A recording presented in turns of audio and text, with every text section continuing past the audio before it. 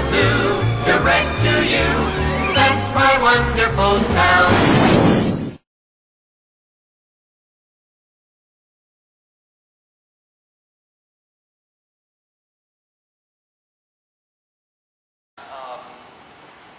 What is the medication, if you will, that we're going to use, or the antibiotics? What is it that we're going to use to fix this? And you really have to understand that this is not a police problem. I had a very candid conversation with about 50 of your the top level police officers in your community yesterday about this. And we came to agree that in the last 10 to 15 years, the police have become the problem solvers for everything. All right? We have become and are the front door for everything. If two kids are getting into fisticuffs at school, we all had, probably every one of us, maybe not every one of us, but most of us probably had a pushing and shoving match in school. Did they call the police? No, they didn't call the police. When I got into a fight with my brother or my stepsister, did my mom and dad call the police to come and resolve it? No. My parents took care of it. Got in trouble in school, my teachers, counselors, principals took care of it. They didn't call the police in. And what has happened is that chain effect. The police are involved at such a low level, and we can say this, well, you know, what we used to do as kids, you know, we couldn't do that today because we'd get arrested. Exactly. That is what has changed. And I say we need to get back to the basics of people taking responsibility for their kids and entities taking care of and taking responsibility for what they're responsible for. Police have been taking care of this, and what have we done as a result? We've filled the jails, we've overwhelmed the county attorney and the judicial system, and then we've overwhelmed probation, we've overwhelmed everything, and what is the result? Nothing is happening to the kids. People are getting their hands slapped, we're not paying attention to the problem. So this is about everybody taking part, taking ownership, and addressing the issue as a community.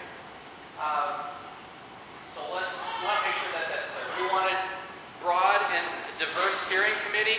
Should be a representative from every ethnic group in this community, every piece of business, every piece of school, every piece of faith-based. And these cannot be self-acclaimed leaders. I had a conversation earlier. These have to be people that are respected by your community and that are truly representing your community. We've seen that in Minneapolis. Been there, done that.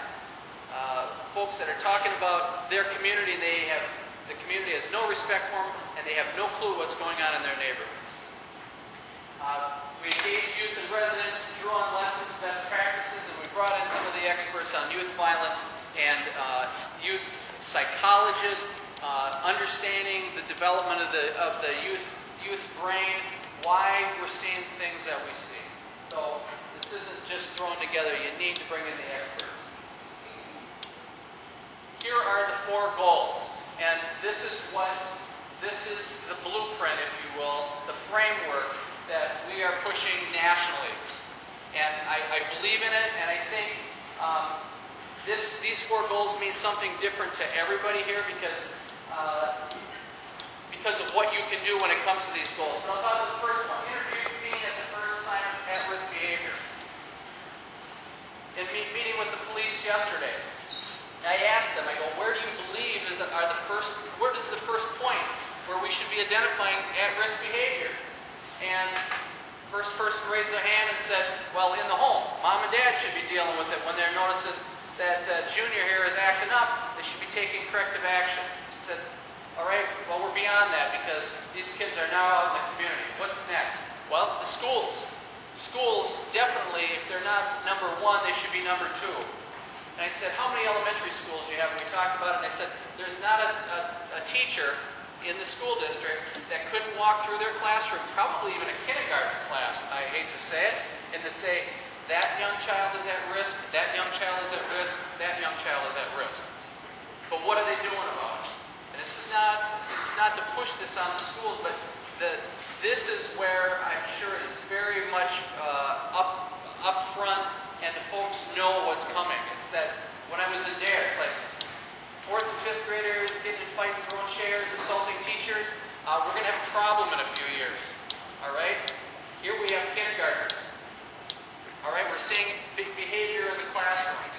Okay, what are we going to do about it? This is part of pushback.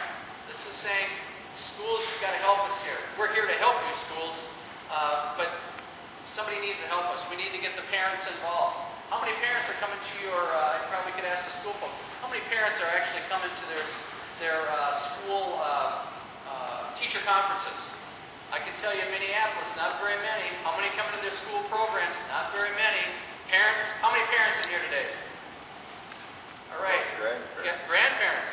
Stay involved with your kids. This is not rocket science. This is getting back to the basics.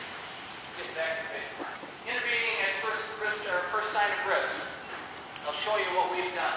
Connect youth to a trusted adult. You have to have adults involved in every kid's lives. In North Minneapolis, we'll tell you there's a lot of 5 and 6 kids in a family with a one-parent household. May be employed, may not be employed, but one mother supporting all of these kids and trying to do the right things, but it's difficult. I know as a parent, my wife and I both work full time. You know, we have good jobs. Things are good for us. But I'll tell you what, if you're not home and you're not watching your kids, I don't care what the color of your skin is or what religion you are, if you don't pay attention to your kids, you're going to have problems. So this is part of connecting kids with trusted adults. You have community programs here. You should have mentoring. That is a great way. The faith-based community is an outstanding resource to get kids engaged in your community. Restore youth going down the wrong path. Don't write them off, folks. You know, we can walk around and say, you know, this kid's a lost cause. They're never a lost cause. There is something in that kid's heart and soul that they have a passion for. We just have to find it. Somebody just has to ask, what is it, son, that you like to do? What is your dream? Believe it or not, people don't ask kids that anymore. What is it that you want to do?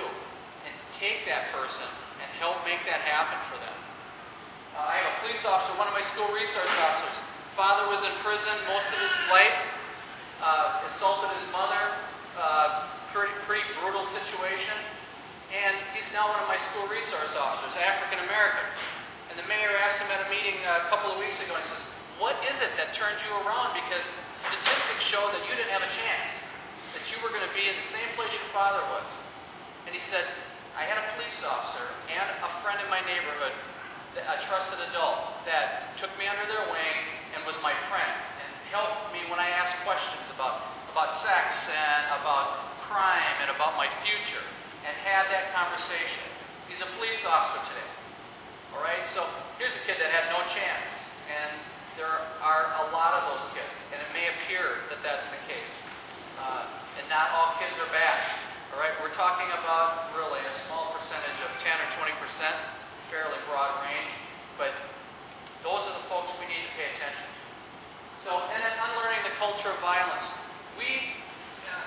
One of our leaders in our initiative said, and this is a very touching story. She was in a store one day with her child, pushing in the grocery cart, and this woman in the grocery store was yelling at her child and just hauled off and smacked the kid. All right? And this is a grocery store, plenty of people around. Did somebody do anything? No. Nobody did anything. Even though everybody sat back and go, oh my God, that wasn't right, we shouldn't have done that. Nobody had the courage to walk up and say, you know, ma'am, can I help you? You know, just to offer some support, because this woman was having a difficult time with this child. And it's easy for us to say, you know, I'm not going to get involved because, you know, I don't want to get shot, I don't want somebody vandalizing my house, what if they're a gang member, all this stuff. It's unacceptable. And TV is video games are the, I won't say the root cause, but it's definitely a contributing factor, because kids have resolved to guns and violence to solving their problems instead of talking about it. And that's where we're at. We're here talking about it, and hopefully that will resonate.